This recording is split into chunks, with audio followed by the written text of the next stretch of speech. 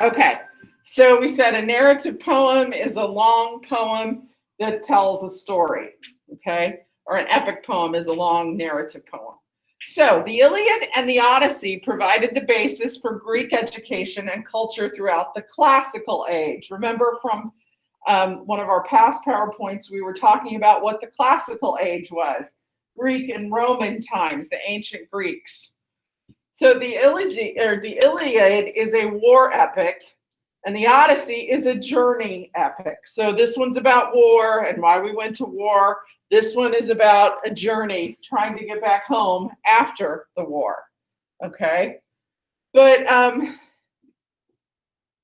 you know, when it says the Iliad and the Odyssey provided the basis for Greek education and culture throughout the classical age, this is what, I mean, it kind of did two things. It gives us a look at what their culture was like and what their values were, but it also provided those same values for that time period.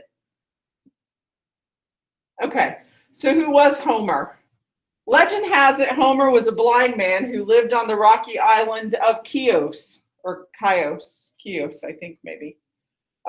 His approximate birth was 800 BCE. Okay, that was a long time ago, 3,000 years ago. His approximate death was 701 BCE, which means he may have lived about 99 years, possibly. Very little is known about his personal life. The descendants of, oh, that doesn't have the rest of it. The descendants of, I don't know. Okay, what we do know about Homer is this. He was a minstrel, an entertainer, and historian who told stories and sang songs. That's what a minstrel did. They were an entertainer that told stories and sang songs. He was also a historian. Other terms for minstrels include a bard, a rhapsode, an epic singer, a song stitcher, okay? But they provided an oral history often for these ancient people, okay? So people of an ancient time, before, you know, books were common or most people could read, their history was passed down orally, often through these minstrels or these entertainers. Homer borrowed material from legends, epics, history, and myths already known by the people. That's what they do, and they retell it in their own way. That's typically what was done. Storytelling 101. So Homer used descriptions and phrases that were familiar to the audience called epithets. Repeating these epithets throughout his epic tales helped Homer and pleased the audience. An example would be rosy-fingered Dawn or gray-eyed Athena. So an epithet is a descriptive phrase of someone or something, okay? That's what an epithet is. It's descriptive.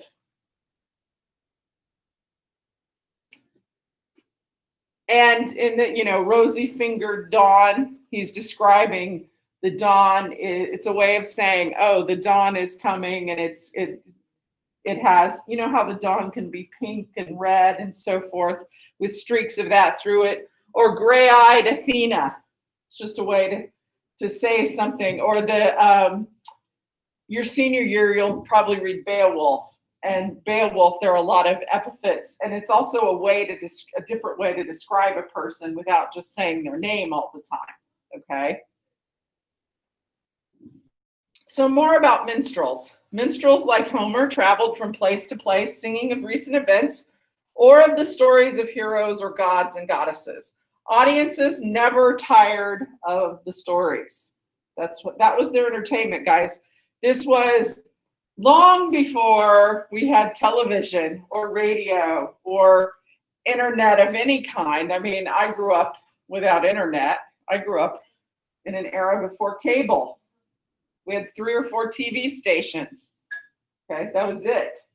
We read a lot. This was pre-books, okay? It was very rare that things like this were written down. So this was your entertainment by being told stories. So, literature as symbol. The Greeks regarded the great epics as something more than works of literature. They knew much of them by heart, and they valued them not only as a symbol of Hellenic unity and heroism, but also as an ancient source of moral and even practical instruction. So they looked at these things as this is how we are supposed to live. These heroes, they looked up to them. This was like a lesson in how to live your life. Oh, I have to be, brave and strong like Hercules or Odysseus, or, maybe not so foolish as Odysseus is sometimes, or things like this, okay? They would look at it as their, how do you live? Whoops, okay, that's it. All right, I thought there was more to it. Never mind. All right, so we get this. All right, so let's go back to the questions then.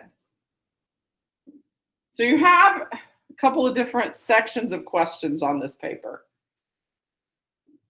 Okay, so it says use the Homer PowerPoint on Canvas and the internet to answer the following questions. Highlight your answers in yellow. Here's what I was talking about. You will have a quiz over this material on Tuesday. Well, we're going to take it on this coming Thursday. Okay, that's 2 days away. Submit this on Canvas when you're finished under Introduction to Homer. Actually, I think you can submit it right there. I'll check, okay? So, and there are questions straight from it, like what 2 epic poems did Homer presumably author? And what kind of a poem is an epic? So then it says, from what country did Homer originate? Well, Chios is not a country. You'll have to look that up, okay? And then it says Homer suffered from what physical disability? Well, who are the Hermadae? We didn't talk about that. List 2 synonyms for minstrel. Is Homer the original author of the Iliad and the Odyssey? Explain your answer. List 2 reasons Homer used epithets in his epics. And then it says click here to answer the following questions about Greece. Then go to land and time and click on the land. Where is Greece located on the European continent? And some other things like that.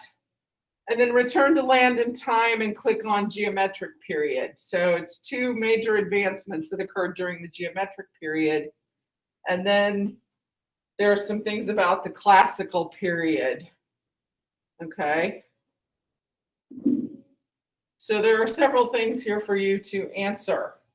1, 2, 3, 9, 12, 13, 14. Okay.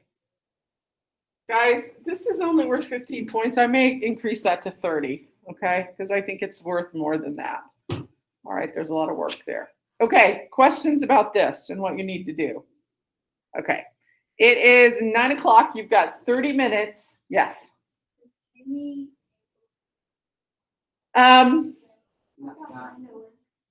Okay, I don't know yet, but there's also a way. Well, let's see.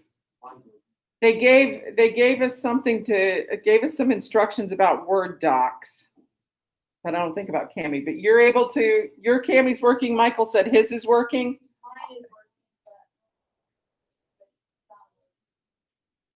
I think you should. Okay. Could you download the worksheet? Just give it a try. Okay. That's all I can tell you is to try it. I'm going to turn the lights back on. So you can work on this. You can work on your poster. Your posters are due tomorrow. Okay. Remember I said to take a picture of those and submit it.